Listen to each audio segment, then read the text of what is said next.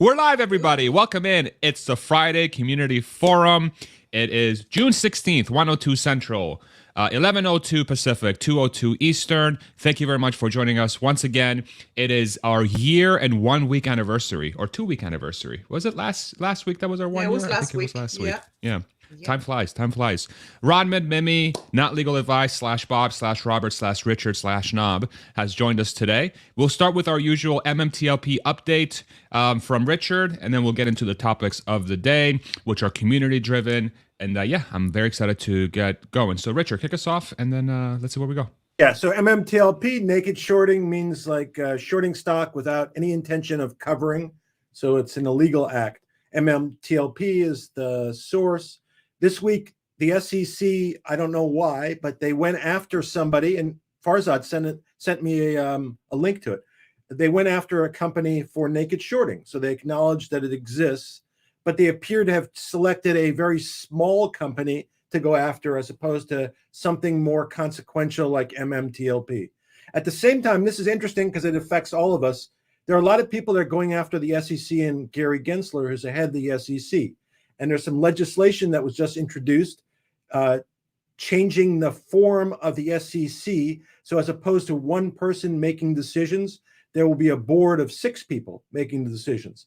The problem with that, unfortunately, even though that sounds like maybe a good idea if you don't like Gary Gensler, is the board will be set up 3 Democrats, 3 Republicans. So in essence, there'll be a tie and no action and nobody to break the action. So that's what's going on.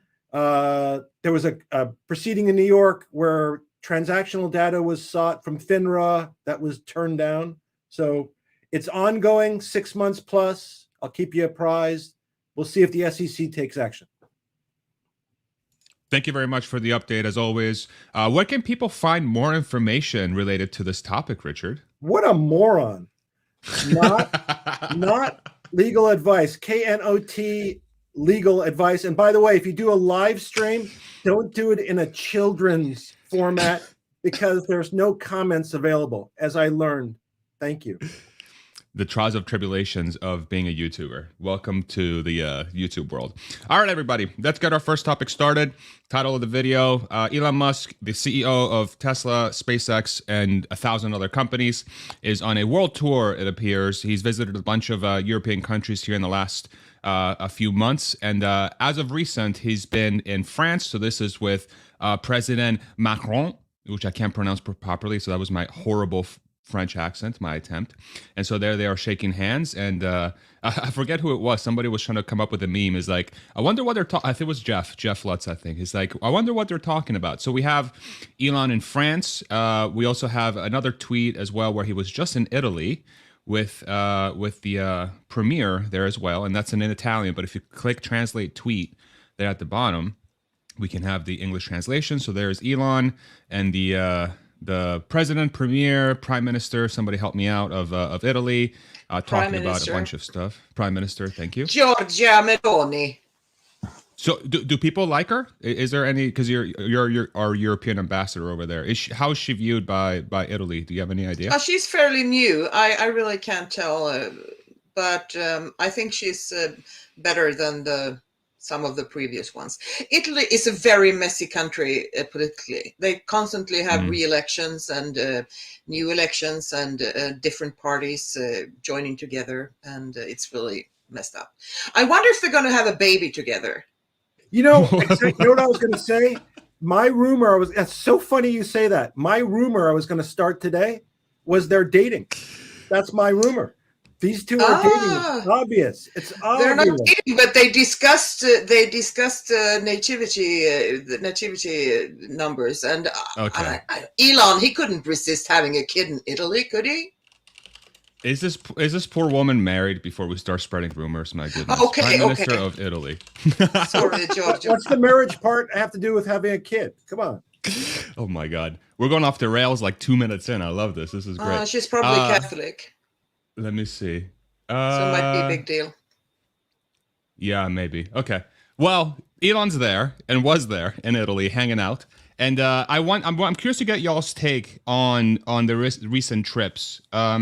What do you think all of this is about? Do you think it's about expanding Gigafactory? Do you think it's about, and this is Elon at the Viva Technology conference, I guess, which is in France, and the conversation just ended, I think like an hour and a half ago. And I'm gonna have producer wife pull up some clips as I go dig them up. But what's your overall thoughts about this sort of world tour that Elon's on? What do you guys think? Any thoughts? I think I don't know if it's factory hunting, but I think that the countries are kind of weird. France has a constant trouble with the labor unions and short working hours and early retirement age and strikes. And Italy, well, northern Italy is very industrialized and would be good, I guess. Spain, yeah, well, maybe, but I guess I can't see why else. Okay. I think he's taking a vacation. That's one part, and he's enjoying Europe. Why not? If you got the money That's to do good. it. He also had lunch today, by the way, with the second richest person in the world. Yeah. Yeah. Yeah, I think he's playing. So he's going to countries to give them. Obviously, they would like him to put a factory in France and Italy and Spain, and he's not telling them no. And he's playing everybody against everybody else, I think, so he can get the most out of whatever deal he ends up striking. I think the most important stop on this tour, though, was China, because I was reading today that the growth of Tesla in Shanghai depends upon China approving his ability to use 170 acres extra of land and be able to expand. So I think that's the biggest place. And I think, of all the places he's visited in Europe, I still think of the choices that Spain would be the number one choice of those choices that we're aware of in Europe.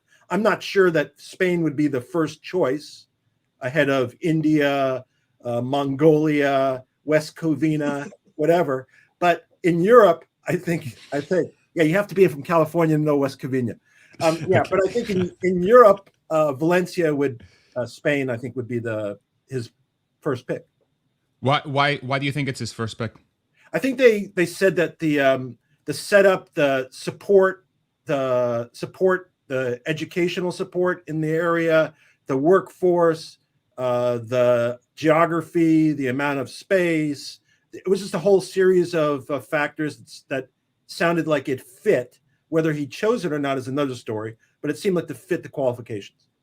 I think Raman, it's good. Oh, sorry. Oh, sorry. Please. No, I think it's please. good geographically too, because he doesn't want to put it too close to Berlin, and they want to cut down on transportation. And Spain, it's pretty big population, and you have Portugal and France, they're really close, and Italy, it's very close too. So you're kind of covering the whole base there. And I don't know if they have the same labor issues that they do in France and Italy. Because I really don't think in France, and I saw Alexandra was basically going to sell all her Tesla shares if they open up a factory in France. But it just sounded like too complicated if you had over 50 employees, and that was the cutoff. If you had over 50 employees, you had so many hoops to jump through. It just doesn't sound like Elon's style. No. Rodman, any thoughts from your end?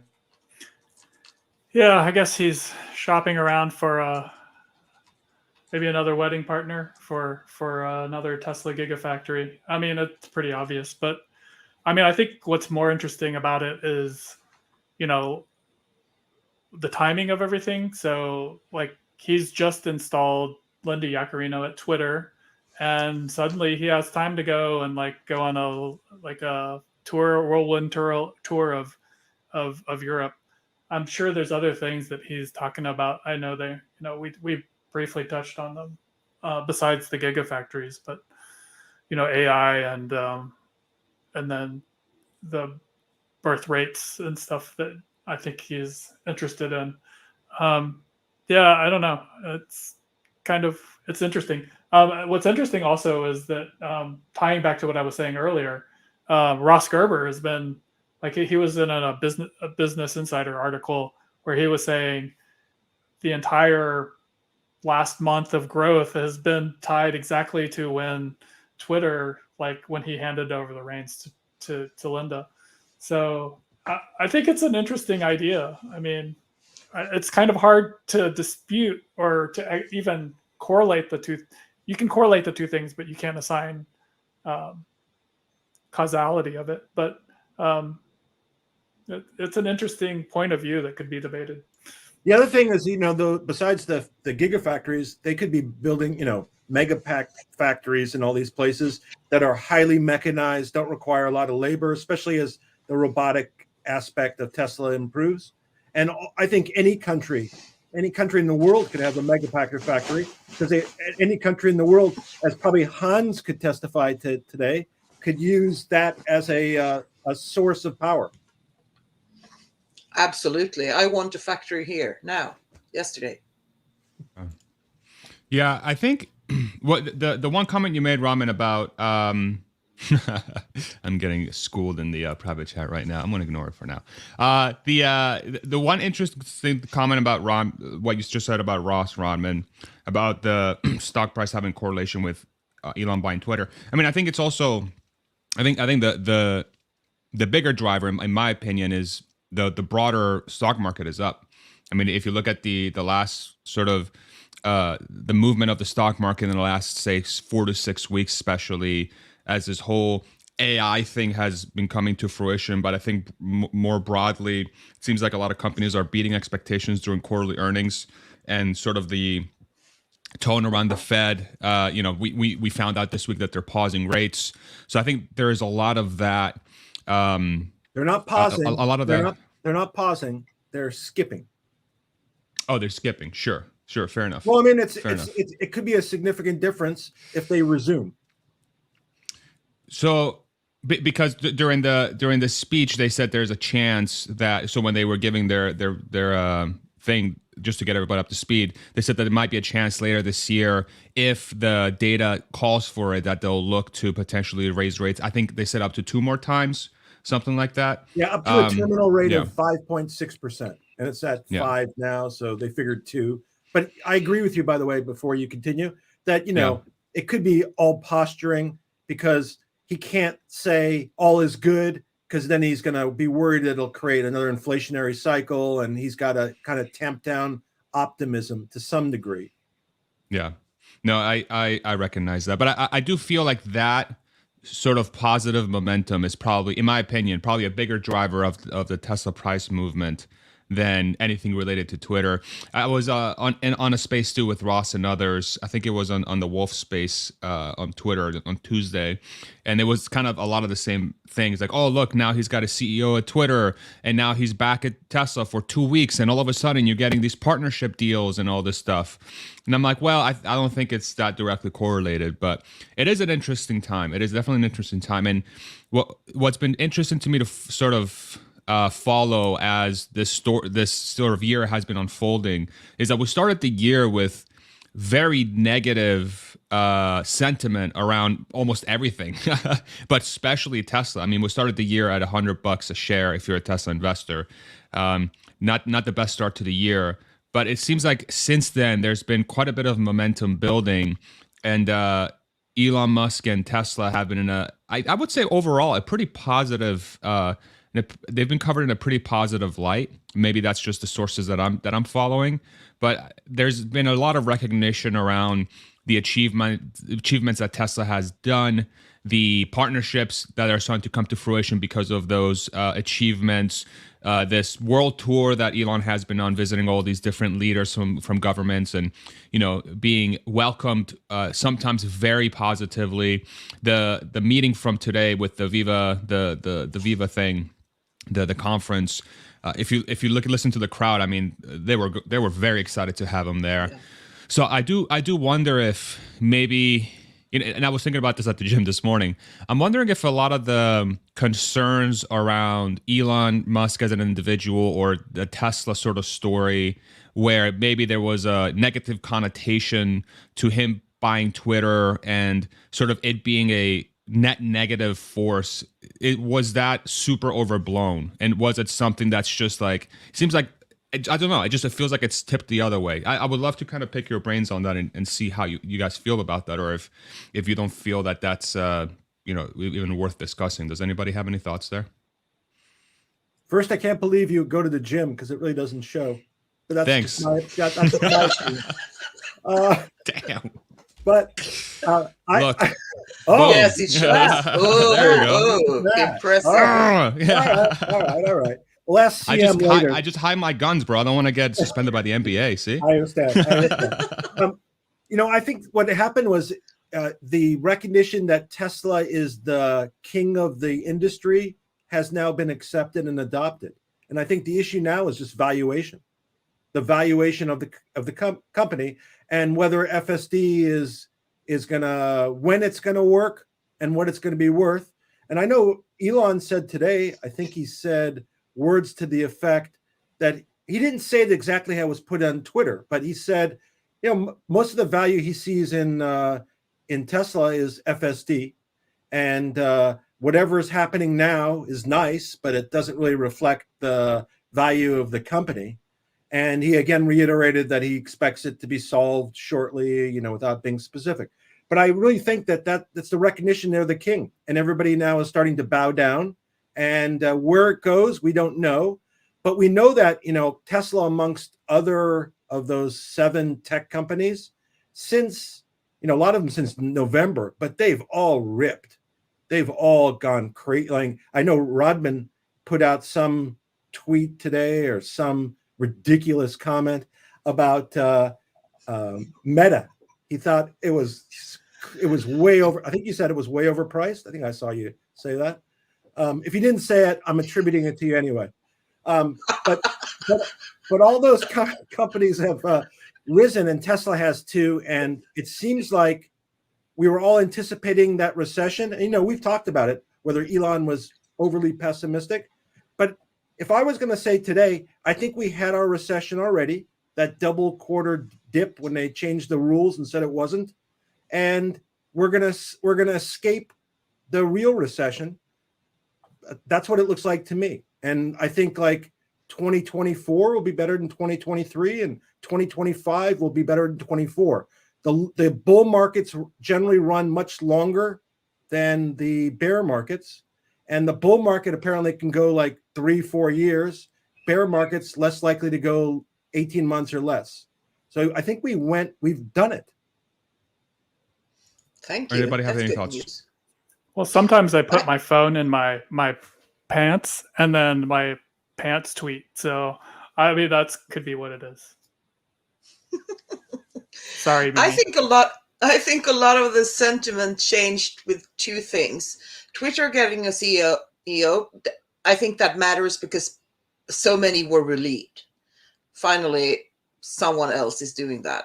I don't think that Elon is still pretty much involved, but I think also after the CNBC interview, it feels like the report in media has been a lot more positive in all media about Tesla and Elon, and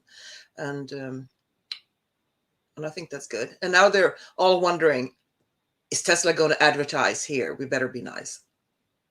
I agree. Oh. That David Faber Interesting. interview I thought was fantastic. That was like probably the best interview of Elon I've ever seen.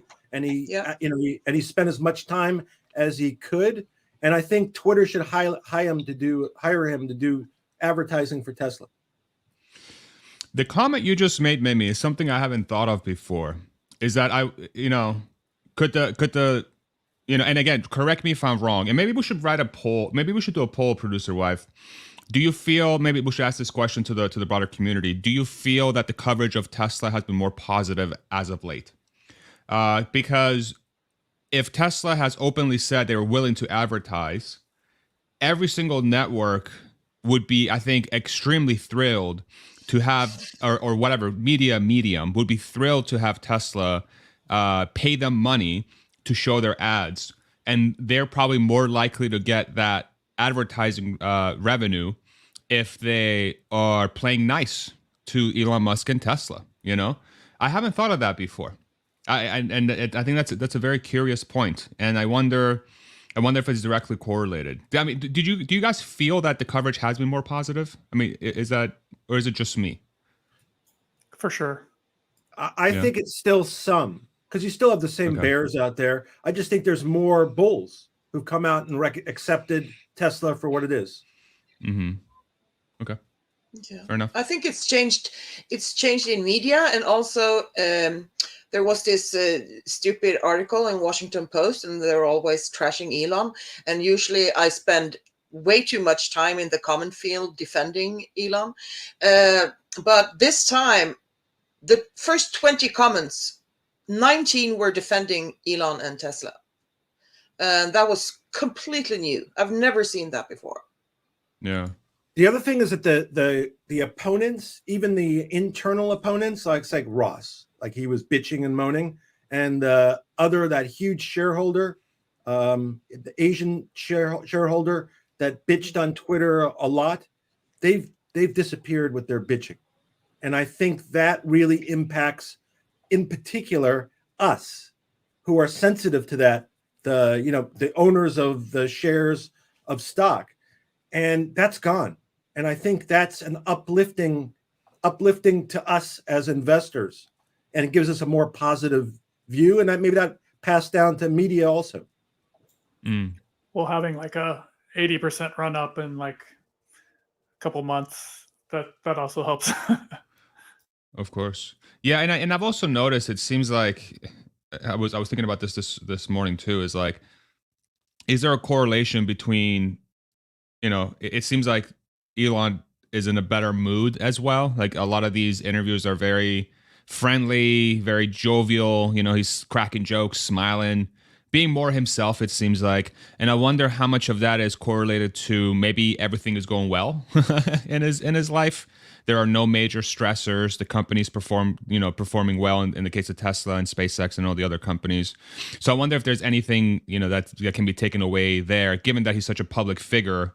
It's potentially a data point that says, hey, maybe, if things weren't going well, or if things weren't lining up in the way he's envisioning it for where he wants these companies to end up, maybe he's not as jovial and cordial and cracking jokes. And, literally at the interview this morning, the guy said, how this is a real answer. The guy said, how do you have the strength and the energy to keep going with all these companies? And he said, crystal meth in front of thousands of people. I'm like, holy shit. That's balls. That's balls. So, it takes a certain level of confidence and a certain level of like being at ease and being comfortable and being joyful, where you can sit down and crack that joke. And, a few seconds later, he had to clarify because the crowd was like, wait, is he being serious? Is that actually the answer? Yeah, go ahead, Richard. I think he clarified it. It wasn't crystal meth. It was just meth. It was just meth. Yeah, that's right. Yeah. What I was going to say, he also has the burden of not having to worry about having to sell his shares of Tesla, which he carried throughout all of last year. And I think it really did weigh on him. One, because he didn't know how much he'd have to sell. But two, I think, more importantly, at some point in time, he would sell enough stock if he had to keep on going, or he would lose some control over the outcome of what happens at Tesla. And if that's your baby, that's got to be super stressful, no matter who it is. And that's why I think, when he got the CEO and that at that point in time, I don't think it was the CEO per se. I think it was his recognition that Twitter would survive on its own and he wouldn't have to partake. The CEO, I think, was the icing on the cake because she probably fits with what he wants. But I really believe that's it. He's freed of that risk. And I think that really played on him. Any other thoughts before I want to play a quick clip from the event? Any other thoughts on what Richard just said, on what we just said, before we play that clip? Well, I just kind of want to round it back. It's like, if he is not spending as much time at Twitter, I mean, he's still probably spending a fair amount of time working on Twitter. But like, what do you do with that time? And like, where is he going to be most effective? I mean, because you're just freeing up all this time. So what is it that you expect him to do that will generate the most forward momentum for his companies. And is he doing it? And I mean, if you kind of look at what he's been doing, in that sense, like I kind of agree. Like I know a lot of people don't agree with Ross Gerber on a lot of things, but like in a sense, he has like some points that it's like, well, now that he's can move around and like he can go and like talk to people, he can be on interviews, he can go around the world talking to world leaders, and he can push these. I mean, when he's there and he's at the negotiating table with these countries, like how much more weight and gravitas does that have to the negotiating table when it's him there and not just like one of his lieutenants? So that's kind of like, yeah, I mean, I think everything is moving in the right direction. And yeah. And he couldn't have liked sitting in San Francisco in that stupid building working on Twitter. That could not have been fun. I mean, I don't know the last time you guys have been to San Francisco. Do you know that right now that literally hotel chains are giving back their property? Literally walking near the keys, go for it. And commercial property too. It's that poorly run. And he was stuck there and he's not stuck there anymore. So that for lifestyle purposes, that must feel good for him also. That's fair. That's a good point. Okay, let's go ahead and play the clip real quick from the Viva Technology conference. This is in the tweet says something related to Elon Musk talking about freedom of speech. And I think what's interesting about this clip is that he's saying this in France in front of thousands of French folks, where the laws are slightly different than they are in the States. And I can't remember if the crowd reaction's in here at the end of it, but go ahead and play the clip, and I'd love to get your reaction. I'm generally a fan of that we should have free speech as much as possible, as much as is allowed by the laws of any country. So, I think that, say for France, we should allow things that are allowed by law. And if the people want the laws to be different, then pass a different law and we'll adhere to that law. But for Twitter to go beyond the law, that doesn't seem quite right to me. I think we want to allow the people to express themselves. And really, if you have to say, when does free speech matter? Free speech matters, and it's only relevant if people are allowed to say things that you don't like, because otherwise it's not free speech. Cool. Yeah. So this one, I thought it was a different clip, but there was another one that was a little bit extended, and then there was a crowd reaction where people were like, "Hell yeah!" Talking about free speech in a positive way. So what I found interesting about that clip, and if you guys have a reaction, let me know. But it's that he's continuing to talk about Twitter in this sort of framework of, sort of in a tone that folks might feel is a little enabling of things that could be dangerous, like misinformation, disinformation, and things like that, which is something that the interviewer brought up. But it seems like it doesn't matter what jurisdiction he's been sitting in. And again, this is a Western country. He's not like sitting down in Saudi Arabia or China, which nothing wrong with those countries. I'm just saying they have different cultures, different laws. But it seems like the messaging has been consistent, especially around Twitter. And even though he's there as the Tesla SpaceX guy, he's still talking about societal things. What do you guys think about that? Is there any reaction there? Anybody have any thoughts? Go ahead, Millie. First of all, I want to ask you, what do you mean when you say that France has different laws when it comes to free speech compared to the US? Well, all I'm saying is that it's not the United States with as far as the laws that they have. I'm not super well. Yeah, go ahead. Yeah, there's no First Amendment in any of those countries. No, but there is still free speech. But that's again, that's in the eye of the beholder, and I think that's what he said.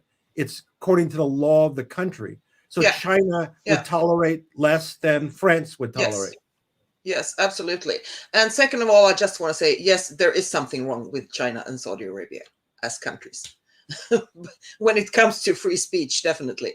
But I think that now I almost forgot what I was going to say. I thought that this was really good. This was an answer to the question about the EU regulation that Twitter said that they won't follow, or will they, or whatever.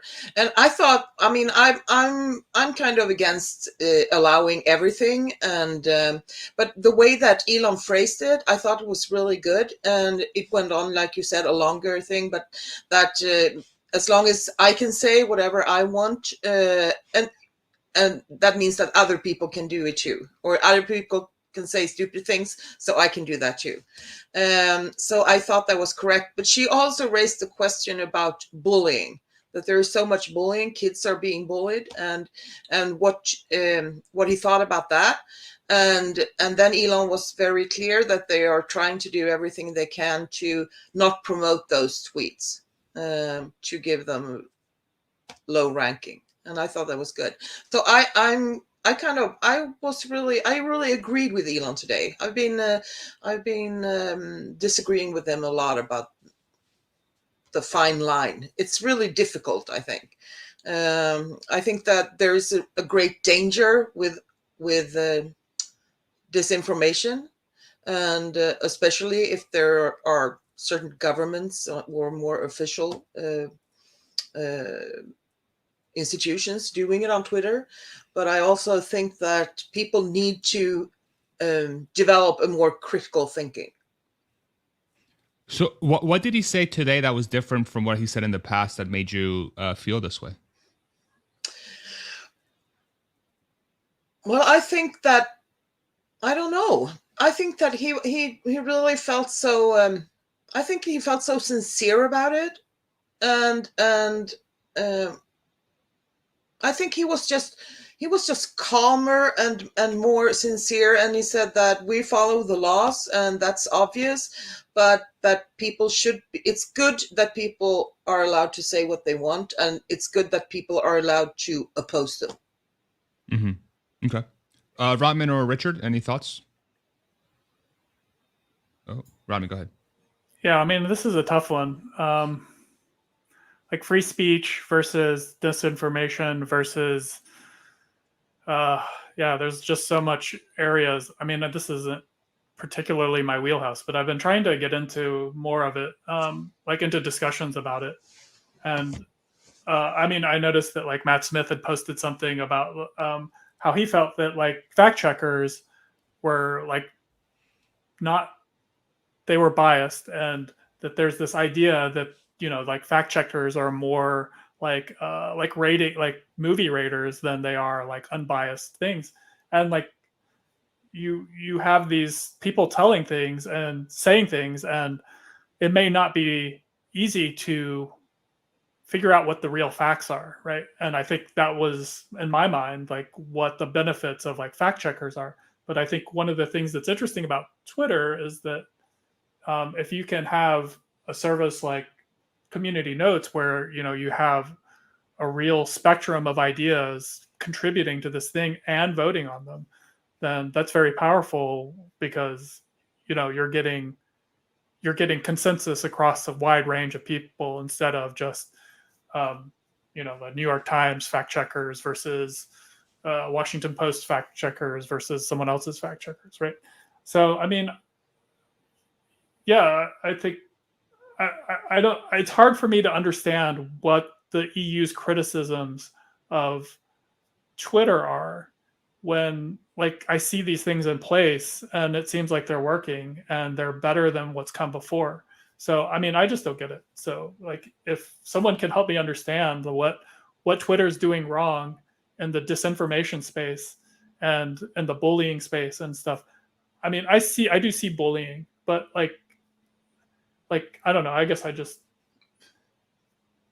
I guess I just don't know enough about what the EU wants versus what the state of the union, the state of Twitter is. So Mimi, go ahead.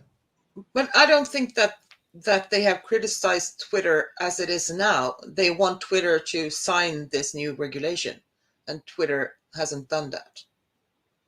Yeah, I happen to think this is an extremely confusing issue. One, because different countries allow different access to information. So I'll just give you an example.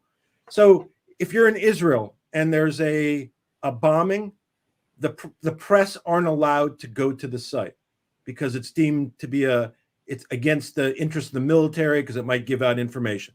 In the United States, we wouldn't be able to do that. You couldn't prohibit press from going somewhere. But I think the bigger issue is from country to country, hate speech differs. Like in Germany, you can't like promote being a Nazi. It's a crime. But maybe in England, it's not. And each country is going to have a different sense of what's okay and what's not okay, which is different than the United States. And it's going to be different from country to country. And I think that's really difficult to get a model to fit all those different scenarios. And I think that's going to be a real difficult problem to solve. Maybe I assume they'll develop models that'll be able to differentiate, but I think that's a really complex task. And again, the fact that he was really on point, that he wasn't going to exceed the law of the country, I think he was really sensitive to that particular issue. Yeah. What I find interesting is that, oh, sorry, Rami, go ahead, please. So I thought the EU had said that, I guess there's some new law or something. And I thought I had read that Twitter was not, there were issues with Twitter, conforming to these new laws. And a lot of them had to do with disinformation and hate speech. So I don't know, but. Yes, I think that's basically correct. Okay. Because that's what Twitter doesn't want to sign. They don't want to obey those rules. Well, it's not just they don't want to obey the rules, but like we were just saying, what is hate speech? That's a very complex task. And yes. what you claim to be hate speech, I might differ. And that's true of probably everybody on earth. So I just think it's a really difficult issue to define. So there's an article I found, producer wife, if you can bring up the article. It's from CNN Business. This is dated November 30th, 2022. Headline: Twitter must comply with Europe's platform rules. EU digital chief warns Musk in virtual meeting. If you can zoom in a little bit on the article and scroll down to the second paragraph and get it as big as you can so that it's as easy for us to read. One more if you can. Let's see. One more zoom. Perfect. Okay. So the second paragraph, Twitter has huge work ahead to meet its obligations under the Digital Services Act. Europe's new platform regulations, said Thierry Breton, the EU's digital chief. Twitter will have to implement transparent user policies, significantly reinforce content moderation and protect freedom of speech, tackle disinformation with resolve, and limit targeted advertising. All of this requires sufficient AI and human resources, both in volumes and skills. I look forward to progress in all these areas, and we will come to assess Twitter's readiness on site. But I guess where I'm confused is why I thought each jurisdiction had different laws. So why is an is the EU digital chief speaking for all countries or only for some countries? How does that work? He's speaking for the EU. And I'm gonna. And let me add on that. So there's a EU rule against, when we've gone over this, there's an EU rule against data protection, right? It's a standard across the board. But each country penalizes it differently. And they look at it differently, even though they're under the same rules. So even though Twitter is going to be under the same rules, I would expect the same thing. There'll be a differentiation in how it's treated. Maybe the response from Germany will be different than the response from Sweden on some topic. No offense, by the way. But no, if in Sweden we will allow it, so I didn't take it. I took it as a compliment. It was intended as such. Go ahead and pull up the latest article here that Raman just linked, producer wife. It's from Politico.eu.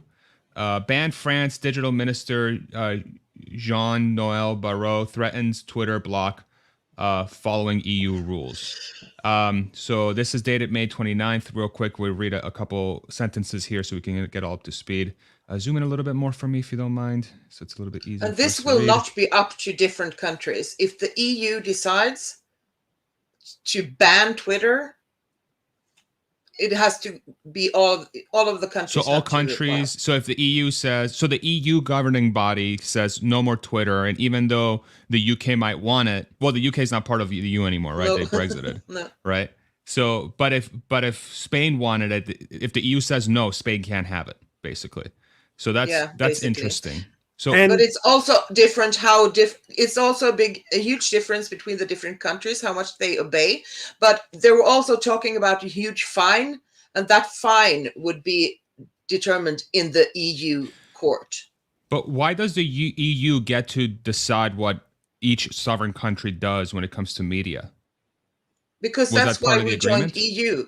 It's like, yeah. Okay. Well, some things are it's like you and the states and the federal government. Mm-hmm. And you know what? So let's go back to where we started, the meeting in France and Italy, whatever. So I'm Elon, and I say, you know, we're considering France, maybe 2025, but you know, the Twitter stuff, that's kind of, can you maybe do something here, and we'll talk. I mean, I would expect that to be part of the discussion. Got it. Absolutely. Exactly. Got it. Okay. That's very helpful. Okay. Thank you all very much for getting me up to speed there. All right. Let's hit the next topic. Who wants to bring it forward? Who's got a topic in mind that they want to discuss? I know there was one around DeSantis and other stuff, but is there anything specific we want to hit? Well, Rodman brought it up. I think the DeSantis and the law in Florida that prohibits direct sales. And it doesn't specifically reference Tesla. Tesla's exempted because if you're an electric car company that's already in existence doing the business, you're exempted. So Tesla, Rivian, I'm going to say it, but it's not really a car company, Lucid, and whoever else, they're exempted. And I'm sure Elon had discussions with DeSantis before about that too, and maybe it wasn't that way before, and that was a change, and maybe there's some informal discussion of support one way or the other. This is all so stupid. I mean, were you able to read the whole bill? Yeah, I what you sent, what you posted, I read it, and it doesn't reference any individual company. So what about a company like Aptera or someone who's a startup and they don't have a dealership network? Would they be able to? It didn't say, but the implication was if you weren't already doing it, then you would be excluded. And I don't think Aptera is selling any cars yet. Yeah, so I think you would be excluded. Maybe, so basically, if you have a dealership model, you can't just abandon it. I think that's the idea. So it's basically grandfathering everybody in. Okay. And then setting a hard rule moving forward. Go ahead and pull up the article real quick, producer wife, so we can all be on the same page for our community. Florida politics, Governor DeSantis signs car dealership protection bill, banning most direct-to-consumer auto sales, focus on most. Governor Ron DeSantis signed a measure, HB 637 Tuesday, banning most direct-to-consumer vehicle sales, solidifying the future viability of car selling operations across the Sunshine State. Interesting verbiage there. The measure, championed by and authored by lobbyists representing the Florida Automobile Dealers Association, prohibits most automakers from selling vehicles directly to buyers. That restriction, which goes into effect July 1st, was considered a direct threat to the business model of Tesla.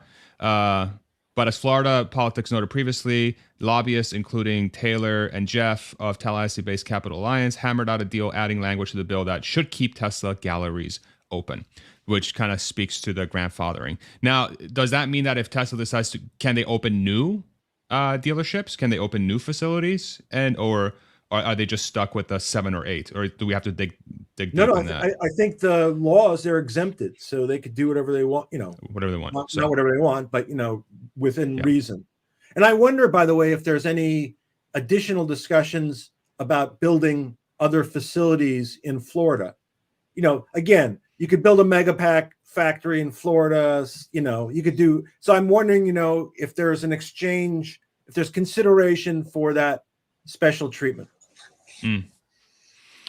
Yeah, it's interesting. I mean, Elon Musk and DeSantis have had back and forths as of recent. DeSantis announced his presidential campaign on Twitter, which was interesting. So I wonder if maybe Elon and Ron didn't have any prior communications, if this bill would have been passed the way it was.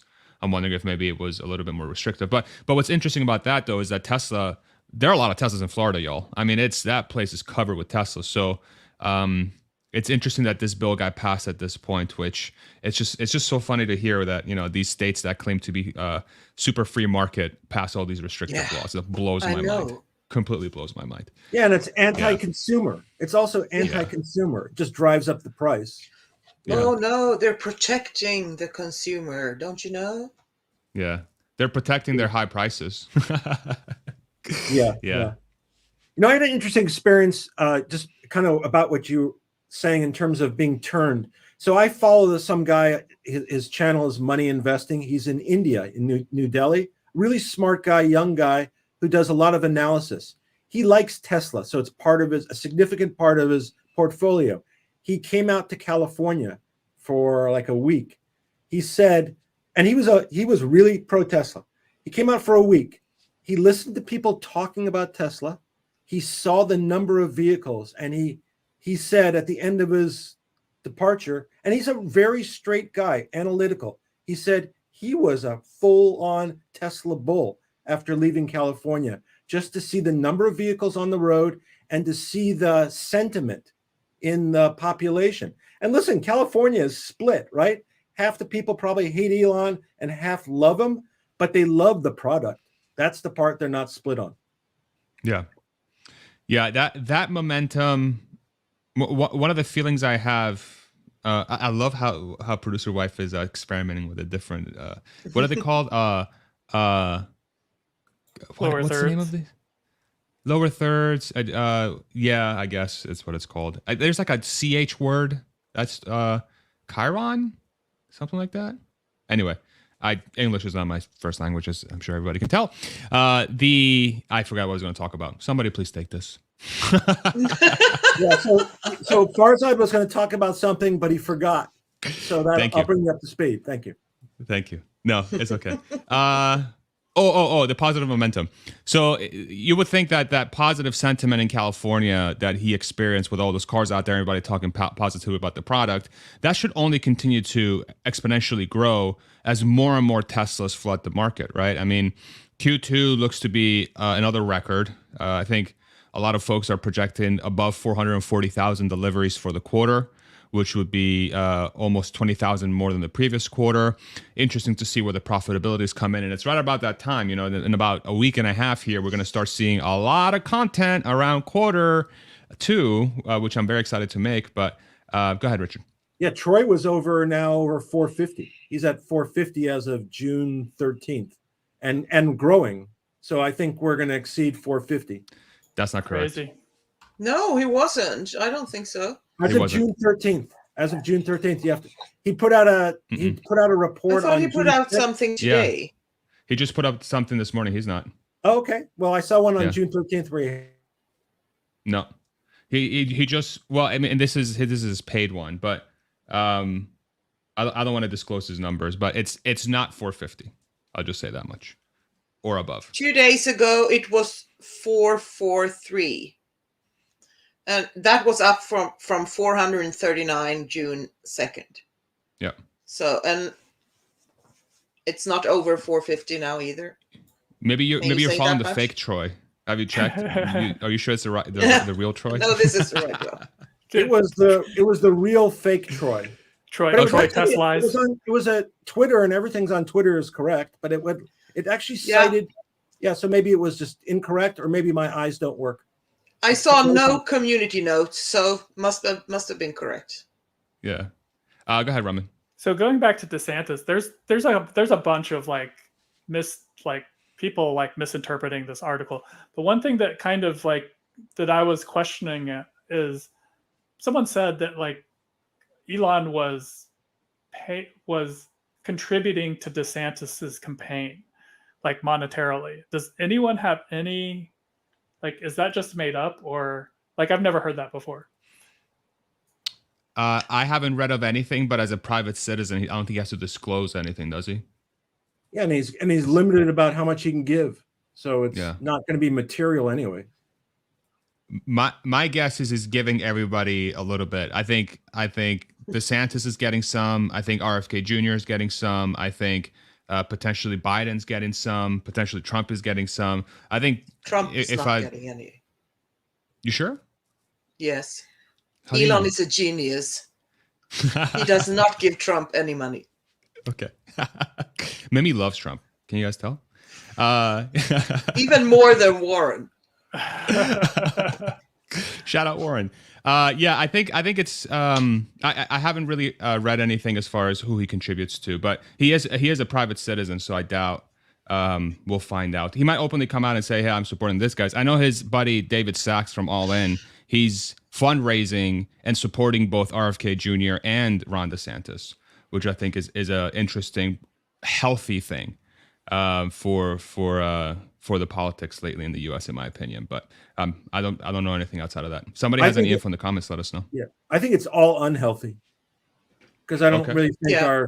I don't think our system should permit. This is my feeling. I don't think we should have long campaigns. I don't think we should allow contributions. I think it should That's all be I think it should all be government funded, and the election period should be very limited, like in most countries. 6 months, all in. You do your primary and then the final, and you're done. And you don't spend 2 years. Listen, because Congress people in the United States, they get elected and they're running for re-election. That's what they're doing.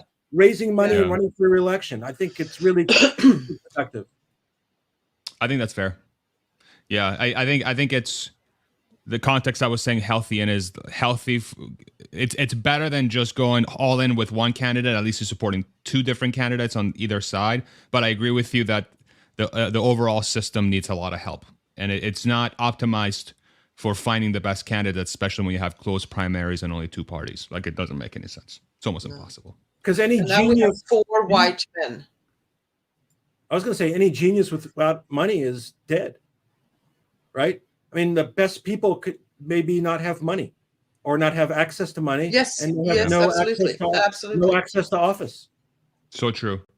Yeah. And I think it sort of like goes back to the comment of just a regular guy in office would do better than most of these other folks because they would actually know how the world works. Yeah. What struggle feels like, what, being in pain feels like, and financial burden, and having to bust your ass and work 2 jobs, and, doing your own laundry and cleaning your own house and cooking for kids and doing all these things all at once, lack of sleep. Like, that's what most Americans feel, it's like, but it's, yeah. Lack of sleep is the only thing a president will experience out of all those. But, I've seen it with Mmtlp. So part of that scenario was going to Congress and meeting with Congress people and senators. And a lot of them would meet and nobody would do anything. They would just placate whoever was asking. They'd listen and then they'd blow you off. And I think that's kind of how it goes because they have okay, there's exceptions to this, obviously. But as a generality, they really do not have connection to the average person, nor are they interested, nor do I think they're particularly interested in it. Yeah, I tend to agree with that. At least all the ones that have gotten in power, I do think there's maybe a small, like 20% or less that do actually care. But I do wonder how much the system corrupts over time to where just everybody, if you're in there long enough, it's going to grind you down and make you into a different person, I think. So it's one of the weaknesses, I think. Welcome to Farza Misbahi Politics on Friday. Who knows? Hey, this thing evolves. Who knows where we're going to go in the next year? So cool. Let's do maybe one or potentially 2 quick topics before we go to Q&A. Who wants to bring one forward? I was going to bring one about Toyota. So Toyota is doing the castings. And now all of a sudden they found Jesus, and now they're all electric, and they're going forward, and they're going to have 10 billion cars by 2030. Exaggerating, but they're still like way behind the game. They're going to trail, all the I assume Ford, GM, even Ford and GM are ahead of them. And I did hear, which I thought was interesting, I don't know if it's true, but the only remaining, the gentleman, the Toyota, who has the last name Toyota, who was the prior CEO, who got canned, who's now on the, I think he's the chairman of the board. Apparently he's going to get canned from that position too. So he's going to be completely out of the company, which means I don't think there's any more Toyotas affiliated with Toyota, which might let them maybe change the face of their company somewhat in the future.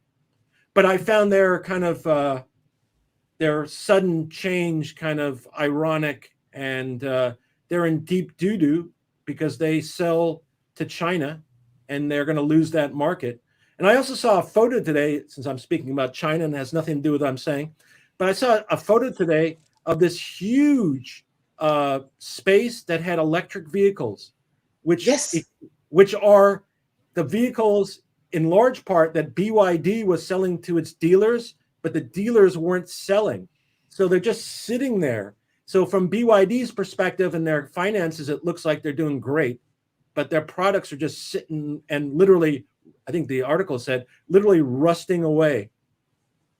I think they weren't even sold. They just produced them, they registered them, and they left them out in huge fields to just rot away. So they will get enough sales to get more money from the government. But being China, I don't know why the government doesn't see all these fields with cars. It's kind of, I thought that was kind of weird.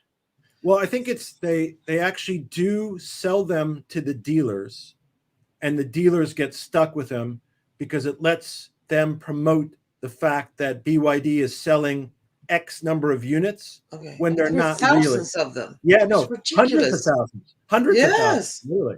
Yeah, and I think there was a lawsuit filed in China by one car company against BYD, asserting accounting misfeasance. But yeah, that's true. I remember that. and I think it relates to that they're just pushing off these cars, not really selling them to the public. They're not being sold to the public, but for book purposes for BYD, it looks like they are. But just imagine how good Tesla's numbers would be if those cars weren't counted. Sorry, Rodman, I just talk.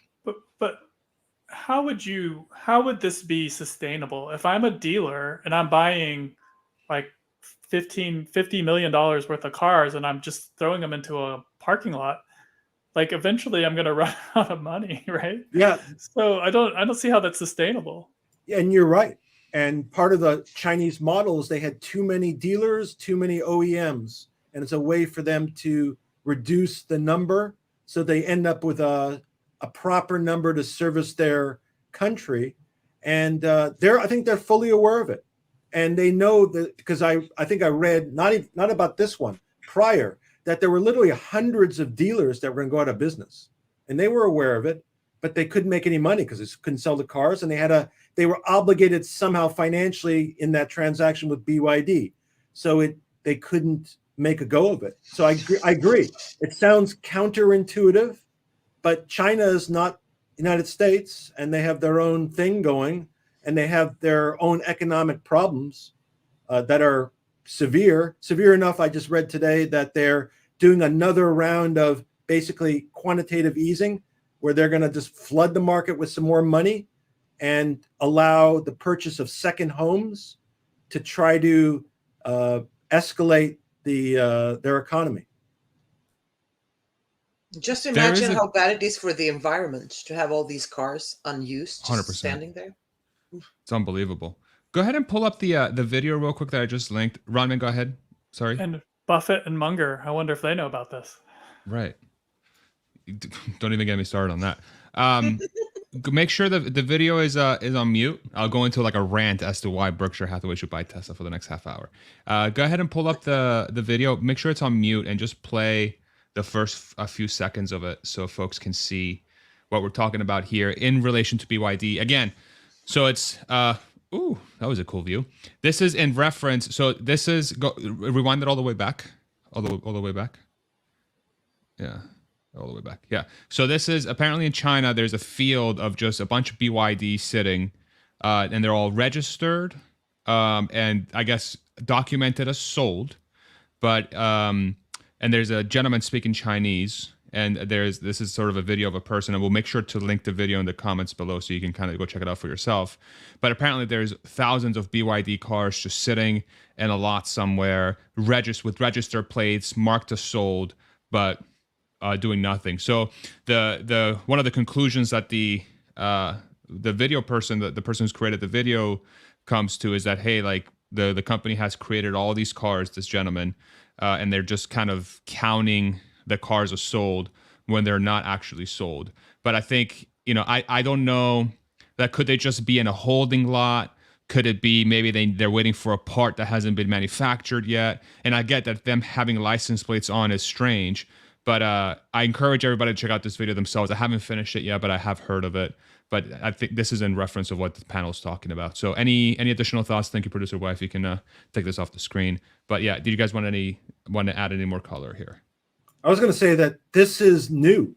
So this is a problem that's existed. So, I mean, I heard about this, that the dealers were stuck probably like 2 or 3 months ago and that they were just sitting on cars. So this is the current version, which means that the problem's just escalating. And by the way, can BYD think of another color? Is that possible? You can buy any car you want as long as it's white. Go ahead, Roman. No, that's crazy. Yeah, I was like going from Toyota to that. Yeah, if that's the case, like how much malfeasance is that? Like, and that's always been an issue with China. Like, I've invested in Chinese stocks or companies, and like you really have a lot less guarantees that people aren't doing creative stuff than you do in the US, because we've seen what happens when people are creative in the US. That was Enron, right? And many other companies since that, Lehman Brothers. So yeah, that is, I mean, I wonder what the scale of that is. And I guess it's just something that we're going to have to keep an eye out on, because that is crazy. Yeah, I think the second quarter numbers are going to be fascinating to follow for these Chinese automakers, because in the first quarter we were seeing a drop already, Q4 versus Q1, and then year over year as well. There was a clear drop from quarter to quarter, and I think Q2, if the trends are continuing in the way that it seems like it's continuing, that we should see BYD, XPeng, and all these other companies show even weaker Q2s versus Q1s. And so, yeah, I need to dig into this a little bit more, this specific topic, because if this is actually real, like BYD is probably not making money. They're probably completely unprofitable. Forget it on the EVs just as an overall business, because they do sell gas cars as well, and let's not forget it. It would really just highlight how difficult it is to be a profitable electric vehicle maker. And there's only one that is doing that globally right now. And if BYD's, like somebody said, I forget who it was, but imagine if Charlie and Warren got wind of this, right? And what's the reaction there? It's like, holy crap! One of our investments is literally not. They're fake. It's kind of a fraud. So we know that they reduced their position in BYD. So maybe one of the reasons they reduced their position is because they have information like this. Besides I know they don't like conflict, so that was a problem. But they must be. I would assume those guys would be aware of this, because that's their business. And the other thing is that we obviously don't have access to everything in China.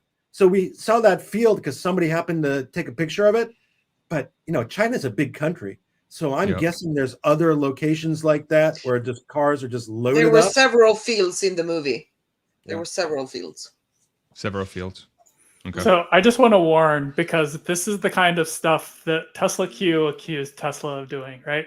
So you really make sure that we have the right information before we 100%. Yeah. 100%. Yeah, I feel comfortable with this because it's not new. I don't believe this is new. I think it's a new image, but the story is not new. And I don't think they would deny their model, the sell to the dealer and then dealer sells to the public. I think that is the model. I also did see, and I don't know if it's true, but NIO, and you kind of along what you were saying, Farzad, NIO is going to deliver 50,000 cars in the first 6 months. which is crap, because they're supposedly a growing company. And the rumor this week was they were going to partner with Mercedes on the electric vehicle side. And I don't know if that's true or not, but it would be an interesting move if they end up doing that. Yeah. I saw a NIO commercial today. It was the first time I saw that in Sweden. How was it? It was short, 5 seconds. But Oh, really? I was on my phone. It was a small car. It looked, you just saw the name and the car. So Okay. I can't say anything. Richard brought up Mercedes. Have you guys been seeing the Mercedes EQSs or at all? I've seen a couple of them on the road. I don't see them a lot around my area. I mean, around this area is just Model Ys galore, and Model 3s, a few Mustang Mach-E's, more and more Rivians. I'm seeing a lot more Rivians. I see a lot more Rivians than EQSs. That's for sure. Interesting. I see more Rivians than Mach-E's, actually. Yeah. Yeah, I think I see more EQSs now than probably Rivians. Okay. And maybe a handful of Lucids, but like there's actually, I think Mercedes has been selling those around here at least. I mean, I think it's a really expensive car, which makes sense that it would sell around here. And then you have all these Mercedes buyers who want to switch to an EV, and it's within their business. So yeah, BMW as well a little bit. Yeah, no, here's Model Ys, Model 3s, and then a distant third is Mach-E and Rivian top. Yeah, well, right. Like Tesla is like blowing these cars way out of the water. Sure. For sure. Yeah. Okay. All right. Should we do one more quick topic or hit Q&A? How's the panel feeling? Up to you. Maybe do you have anything? We talked about Stellantis. No, I had Toyota as well, but we already covered that. So. Okay. We talked about Stellantis last week. I predicted they'd be the next one in line, and they kind of like said they were considering it. I think kind of like some vague. So maybe they're next up in the category. Also, all the charging companies that we talked about, they're all adopting the Tesla standard also. So everybody's joining the party. I'm thinking about starting a campaign in the EU to move to NACS. Cool. For the Tesla European standard. Okay. Nice. Yeah. And is it the same? Would it be the same plug as the one in the US, or would it be a different one? Yeah. Well, ask Elon. No, the same. Yeah, I think so. Okay. I read a little more about it. I didn't realize that he was pushing for it so early, and I don't know why we were so stupid and said no. And but it seems a lot better and easier. Yeah. And lighter. More reliable, more durable. Yeah, it just has a lot of pluses for sure. Yeah. All right. So if you want to support Mimi's campaign, send her an email at. No, I'll start something and then I'll spread the information. Check in next week. No, next week I'll be on my way to Spain, driving a Model S. Okay. Driving a Tesla for the first time in my life. Wow. Finally. Yeah. And then are we going to have you back the following week? How long are you away for? No, I will wait for 2 weeks. But we have Wi-Fi in the house, so I might check in. That'd be fun. Yeah. You can give us your take on your drive. With the beach behind me, and I will. All right. Well, I can't wait to live through you next week and experience the beach we're in Spain. Okay, let's do Q&A then. Let's start our Q&A portion. Thank you all so much for joining us. We're going to start taking community questions. If you have a question, make sure you write question before your question so that we can all find your questions more easily. And by all of us, I mean producer wife. We also ran a poll earlier this stream. Producer wife should have a stage for us. So when you're ready, producer wife, pull up the poll results that we asked of, and maybe I didn't give you enough of a heads up, and you're writing frantically as I speak the results. So, oh, perfect. Look at this. She's just the best. Ooh. Do you think the coverage of Tesla has been more positive? 80% yes, same 14%, no 4. And all of those answers add up magically to 98%. So where the hell is the other 2%? Yeah, usually it's just 1% missing. Today it's 2. YouTube. Do you guys know how to do math? Yeah, you could. Something I happening? guess if you only use whole numbers, you could do 80.6, 14.7, and 4.6. They both round down. Yeah. No. They would round up, but if you only used whole numbers and you didn't know math, Toss you away the didn't know decimal. math, you did. Yeah. If somebody from YouTube is watching this, please look into this. It doesn't look very good when the poll doesn't add up to 100%. But thank y'all. Overwhelming majority do feel that Tesla or Elon have been covered more positively here in the last few weeks. So interesting. Okay, let's pull up some community questions. Let's do the first one. Go ahead, producer wife. And Bimmer Geezer, $25 super chat. Thank you so much. My goodness, that's awesome. Really appreciate that. FYI, all earnings from the community forums, half of them go to our community fund every single Friday, which is growing. And it's got a nice number attached to it right now. And the community is going to figure out what to do with that, for those funds, because it's up to the community to decide. So thank you so much for the support, brother. Really appreciate you, or sister, whichever it may be. Beamer Geezer. Simon, question. Warren was on Herbert's pod yesterday taking apart the Highland speculation as on his own channel. What's y'all's take on it? So, yeah, I'm curious. I haven't watched the video, but I am of the mindset that Highland is a much more incremental sort of upgrade that is, single piece castings, more efficient processes, some trim updates, maybe headlight, backlight updates, but nothing more than, I don't know, maybe Tesla taking out a couple $1,000s of cost out of the process, if that, because you have to remember Model 3 was the 2016 architecture, which was a hot mess, according to Sandy Monroe, and this is probably them cleaning it up. Have you guys watched the video, and do you guys have any thoughts on Highland? Mimi watched it. No, I know didn't. Mimi totally watched it. Yeah, I didn't watch it either. I watch Herbert though. I like Herbert. I like Herbert. I do too. Absolutely. It's a great channel. Really good content. I think it sounds like it's going to be a little sportier. Yeah. Listen, it has to be significant enough that it sells and differentiates from the Y and from the 2. Yeah. And so there's got to be some differences enough to sell the car, because I don't think they can sell the 3 right now in general, or they're going to sell like minor numbers of it.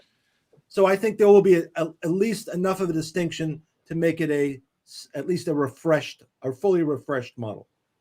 I feel like the 3 is selling. Like that's one of the most common cars I see, like that are selling around here, because like at least the standard range, like I see a ton of standard ranges hitting the streets, especially recently. I mean, it's just so cheap, right? Like the price is great. There's also I'm trying to find this. The Model 3 is having a incentive sale right now through the end of the year.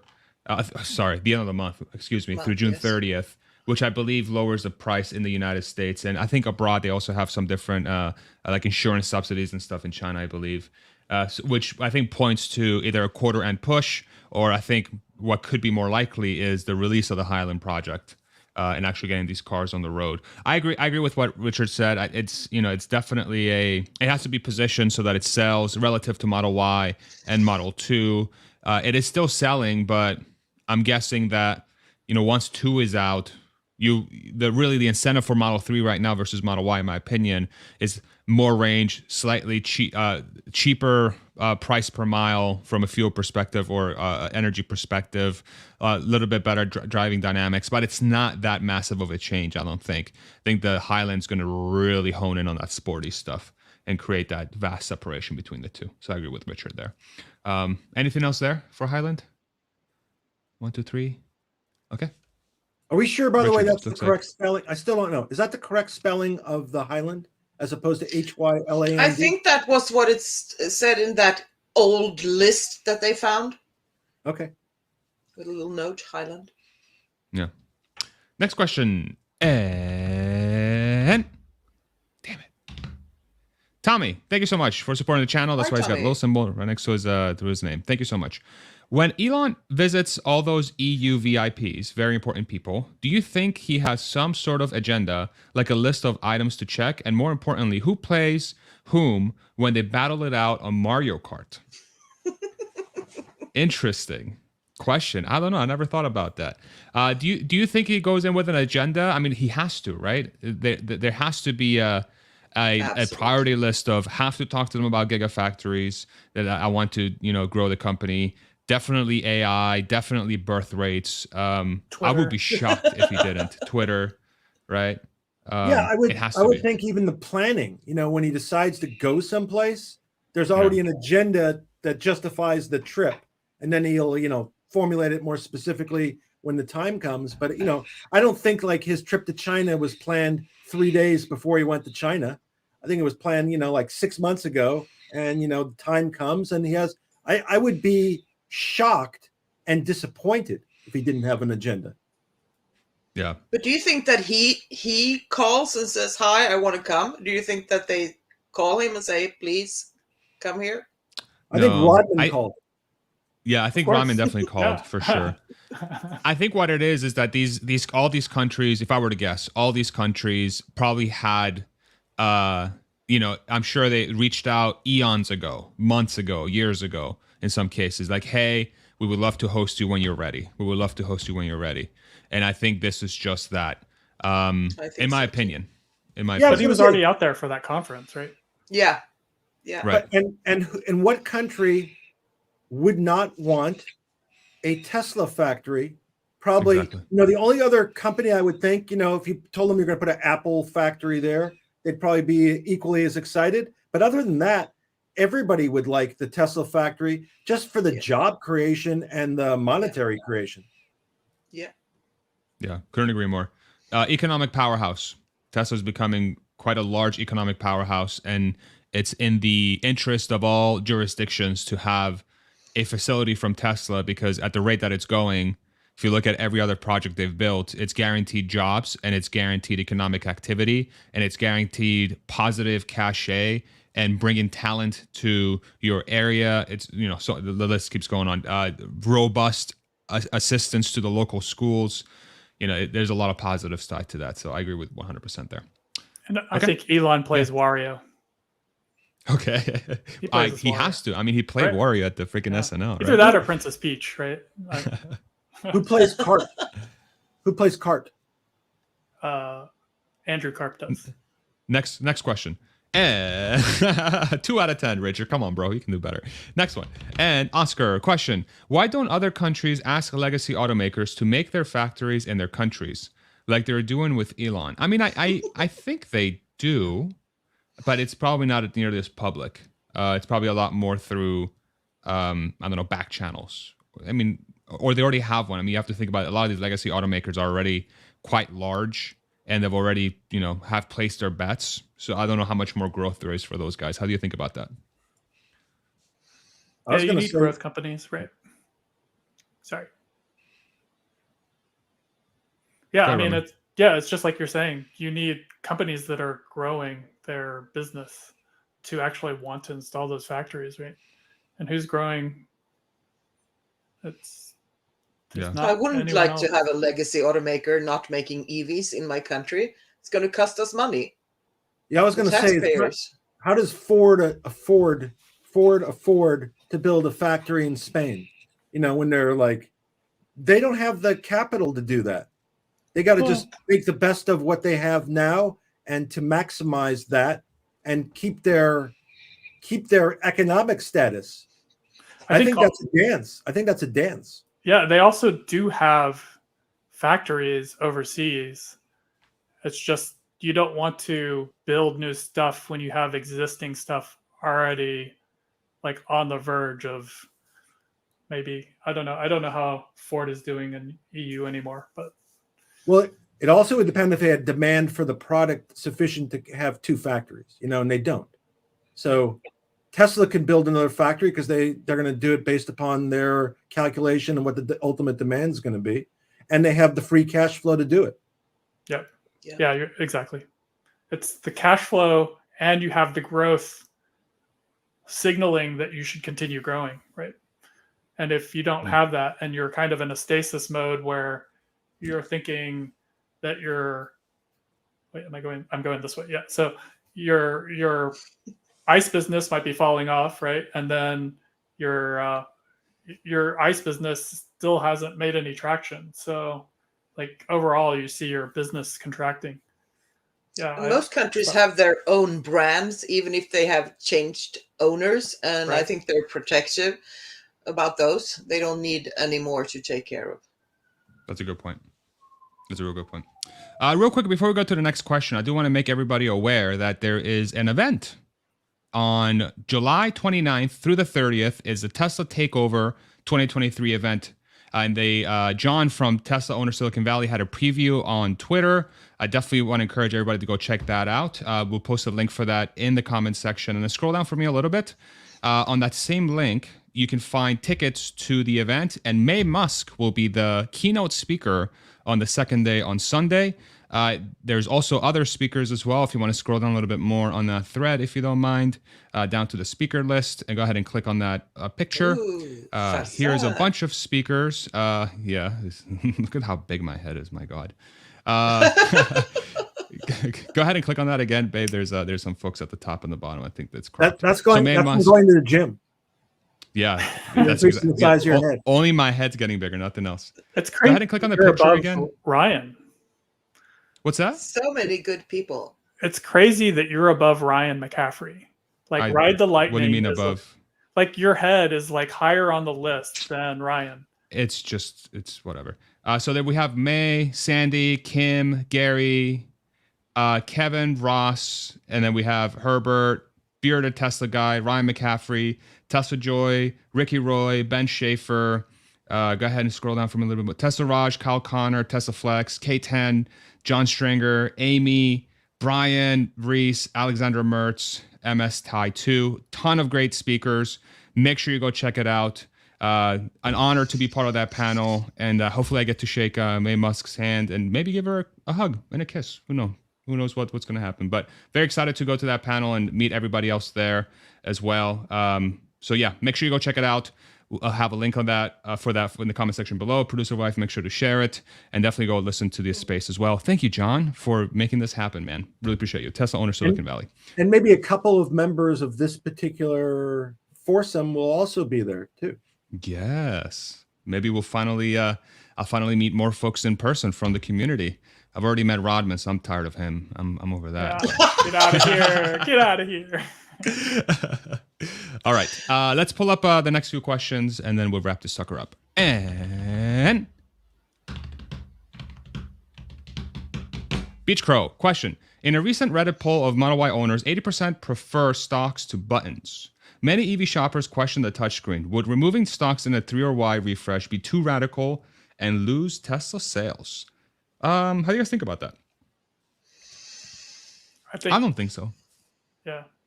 I think like when I bought my Model 3, our first Model 3, that was like the first time we had a Tesla.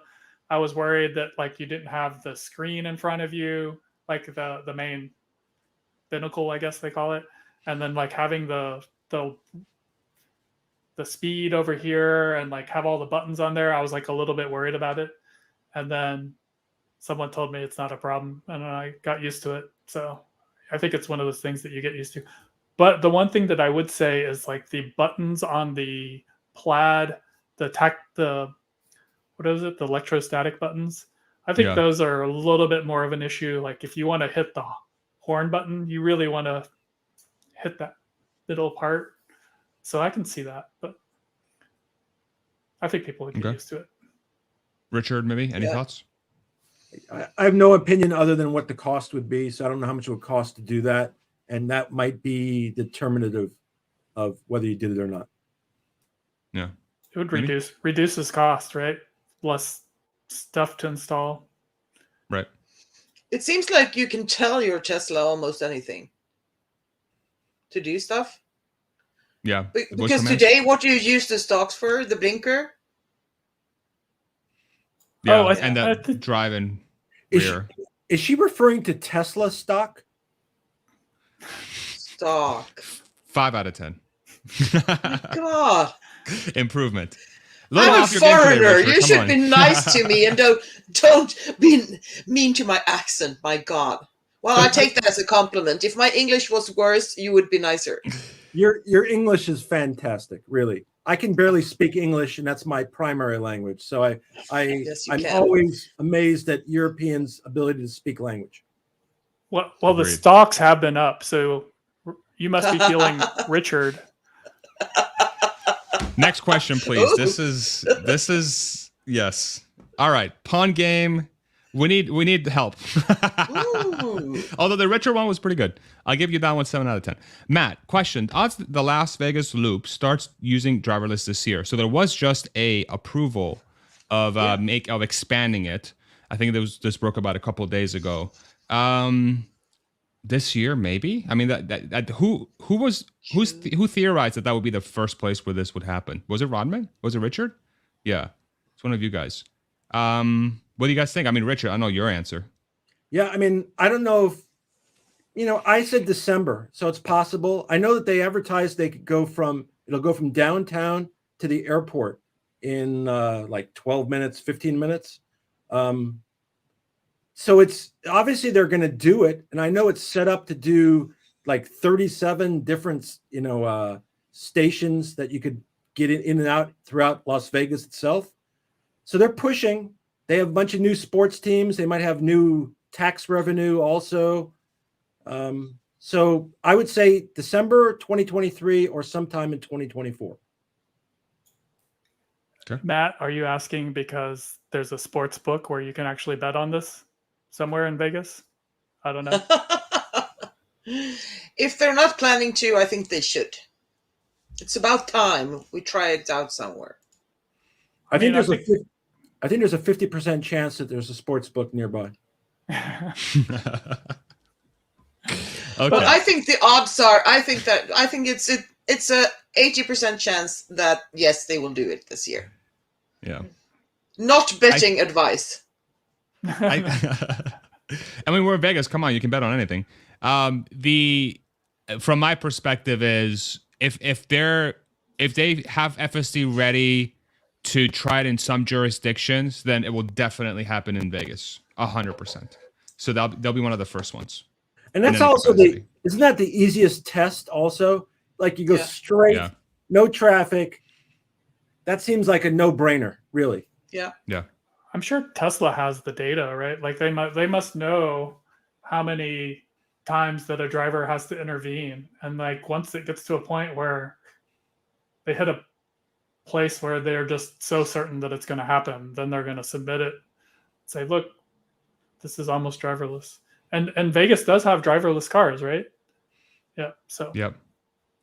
I saw that Elon said something about driving on FSD from coast to coast. Did you read it? What he said? I just saw the headline flashing in by. 2017. What? He said it now again in 2017. Okay. Yeah. Well, I'm not talking about all the times he said it before. Okay, like recently. Okay. No, I haven't. What did he say? No, I just saw that. Yes, soon, but soon Elon time. We don't know. Yeah, I've stopped listening to him when it comes to timelines for FSD. I'm seeing it, and this is no knock on the guy, but I'm seeing it in the car, and the car will speak for itself. I don't think Elon needs to say anything else. Okay. All right. I think we wrap it there and we go to members only here. I think this is a good natural stopping point. Thank you all so much for joining us. We're going to a member only stream right after this one, which you can do by clicking on join right below this video. Again, half of the funds from today's stream on all Friday stream go to the community fund, where the community decides what to do with those funds. Rodman, Mimi, Not Legal Advice, Bob, Robert, Richard, thank you all so much for joining me today. As always, an absolute pleasure. Thank you to all community members and everybody jumping in and listening to us and keeping the comment section respectful and awesome. As always, thank you to the mods for doing an excellent job moderating the discussion. As always, incredibly fortunate and lucky to have every single one of you. And last but not least, the true star of the show, producer wife. Thank you so much, baby. Fantastic. Rock star. Where's the clappy thing? You usually do the clappy thing. Did she fall asleep? She did. Oh, there she is. Okay. Okay. I didn't see it on my screen. Like, these guys. All right, everybody. Members only. hit the like button if you are enjoying the stream, but only if you're enjoying the stream, okay? And then we'll see you on members only right after this one, and then next week at our usual Friday community forum at 1 p.m. Community forum at 1 p.m. Central. Thank you, everybody. Have a great weekend. Bye-bye.